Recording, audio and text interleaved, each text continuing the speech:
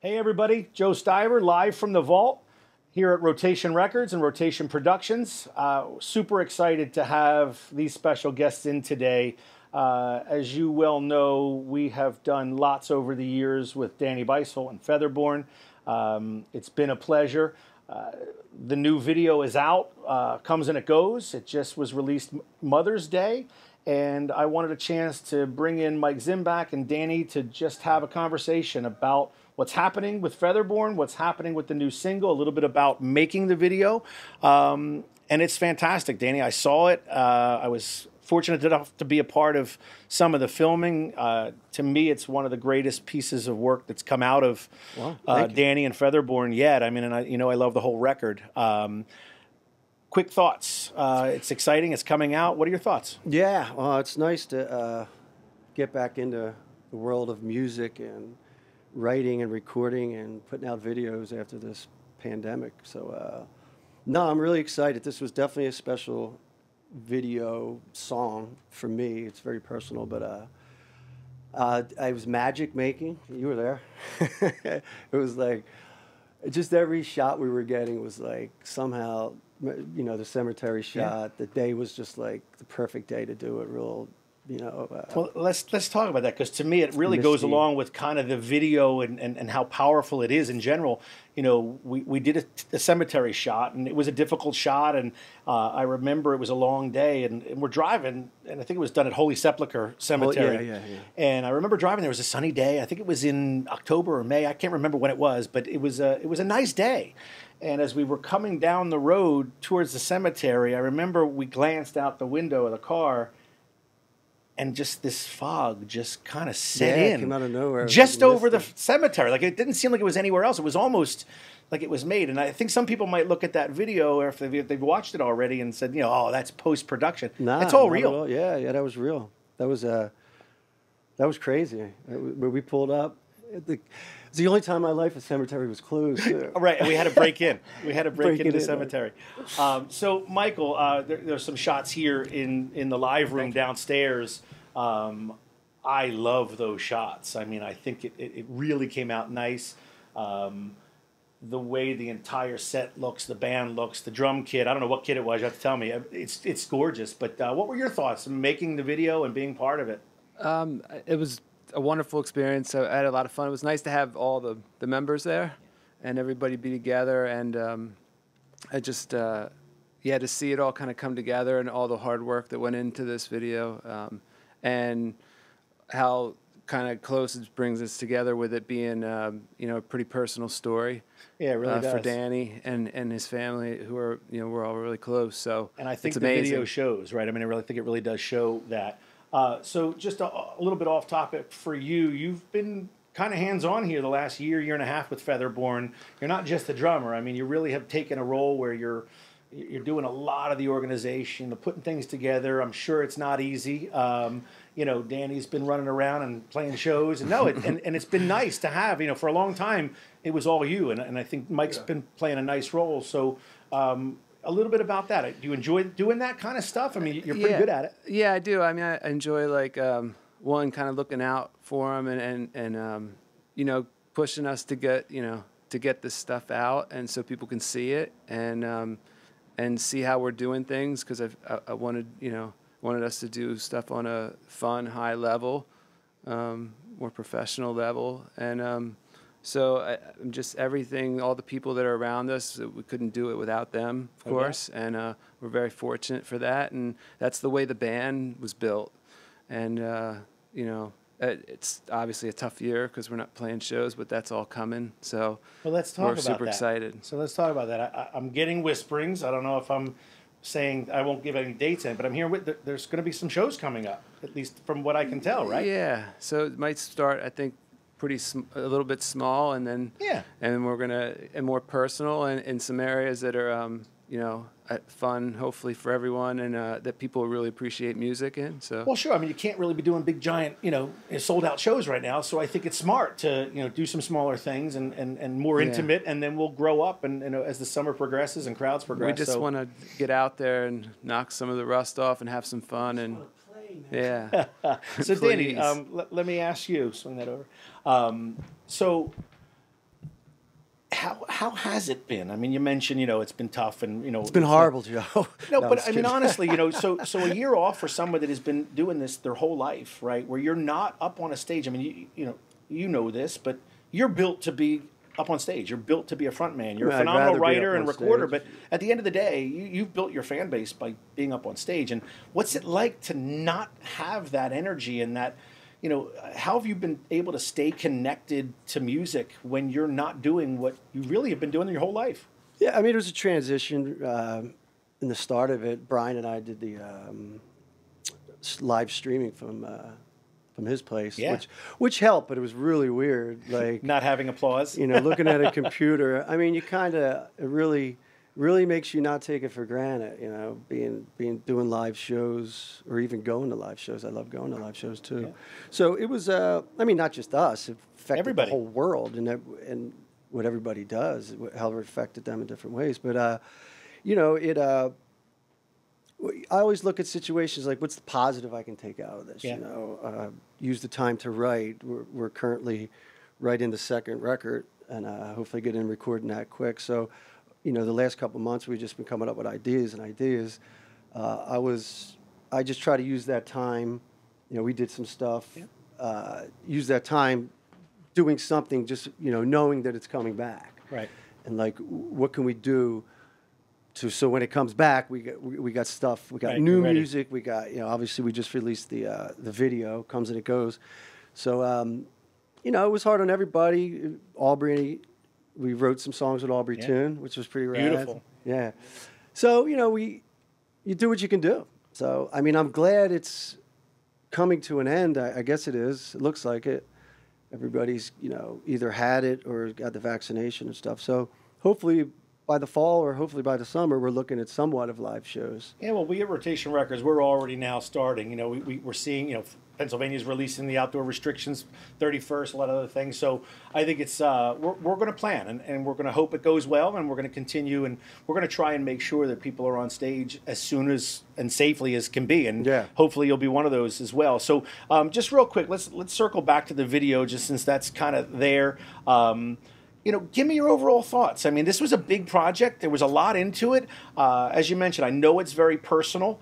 I think in the video there are some real personal stuff. You're going to see the Beissel name in there. You're going to see some old footage. Without kind of giving away too much, I mean, what was it like to make a project like this? It's not just a performance video or like Blush was a great little, love story kind of story. This is a lot more in depth. What are your general thoughts? What do you want people to know when they watch this or take from it? Well, I'd like them to take what they get from it. It was, I don't like to explain the song, what it meant to me, just because if I hear a song, I kind of fill in the blanks with my own stuff. But it was definitely a special song for me. And it was like, I just wanted to make sure every moment was as close to the truth as I could get, or as vulnerable as I could get, I guess. It's funny because we've been through this all together, this whole concept of this video. Yeah. And it's like, it's so nice to get that fuzzy feeling like, that's it, it's done. You know what I mean? Because so many times we really stretch to get that. Yeah, and there's something wasn't just right. Every single little moment in it, you want like as pure as you can get, as honest as you can get. And that, to me, this video is that. There is not a moment or a shot in this video that doesn't have a purpose or doesn't. But it's not too cloudy or intense, right? Everything had a purpose in a shot. So let me switch now. Who shot the video? How did the concept come about? What was the process of editing and where it got to where it is? We had who was involved? I mean, I think the video is such a beautiful piece of work. Let's give some folks some credit. Who was involved? My man, the one and only WizFX. He's the magician behind the video. Everybody, the band. Rotation. I mean, you guys really had it made. Well, thank you. John Elliott, the cast. You even had some friends in the video. In that one shot, Bobby you have people around a writing room or something, and there's a bunch of people in there. We just grabbed them, I guess. So it's called It Comes and It Goes, but it's about three very important people in my life. So we jumped through that in a sense. So like the second verse was basically, you know, with all my nephews and friends and stuff. So that was so much fun to make. That was a lot of fun. It was fun. I think we even left some of the audio in there, right? You can hear it if you listen closely. Everybody in the room chatting. It was kind of a cool concept. Like we were trying to follow the storyline of the song. You know what I mean? Like trying to make it a story. So it's like from start to finish. Like, oh, you just watched something. Right. But you know, there is some, I guess, where we're jumping to shots, where you kind of, but it all makes sense in the end, and that's the beauty of it. I think, I mean, the way Wiz edited it, is beautiful.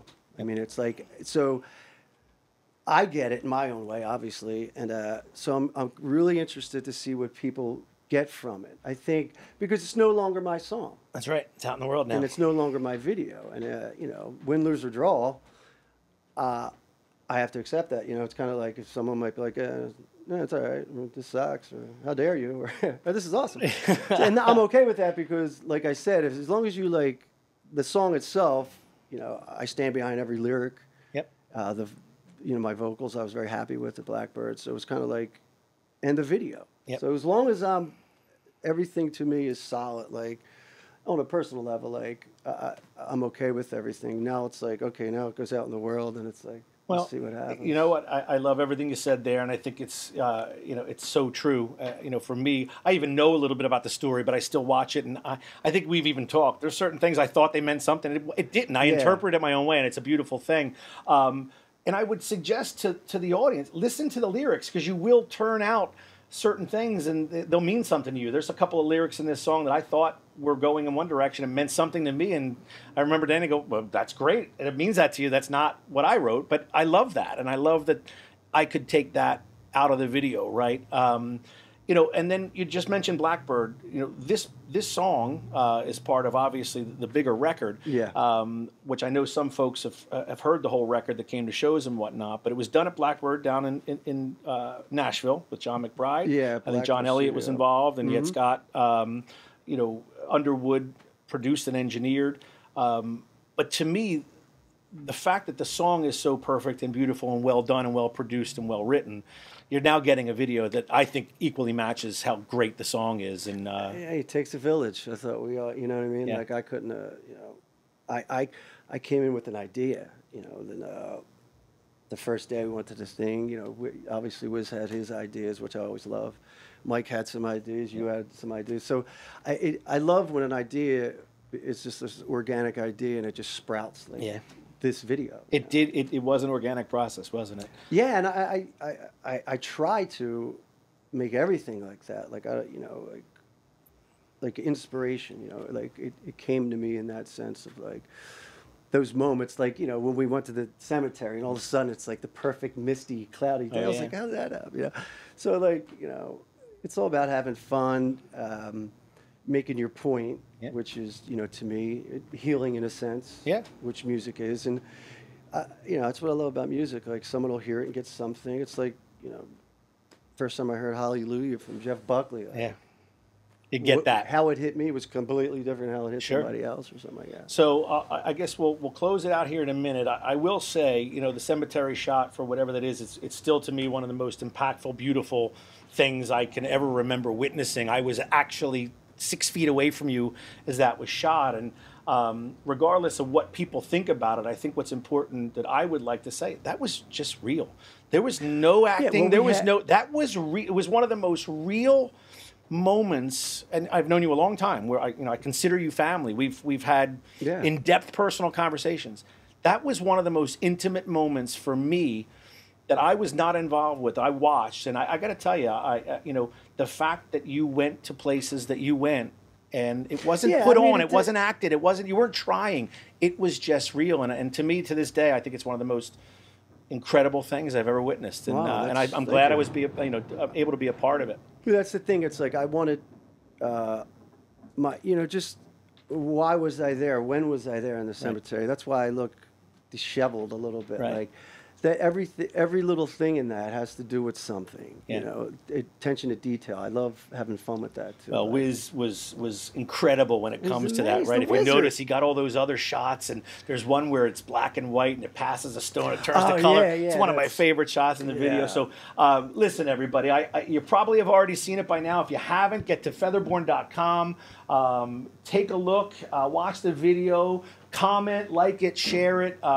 It's literally a year and a half in the making. I'm so glad it took that long because I think it needed to. It needed to breathe the way it breathed, and it came out. So thank you sincerely for letting us be a part of it. Thank you. It's Thanks, truly one of my favorite projects that I've gotten to work on in a long time. So I thank you. I hope you all enjoy Thanks it. so much. On to the next video. Guys, thanks so much for being with us today, and we wish you nothing but success going forward. Thank you so Take much. care, everybody.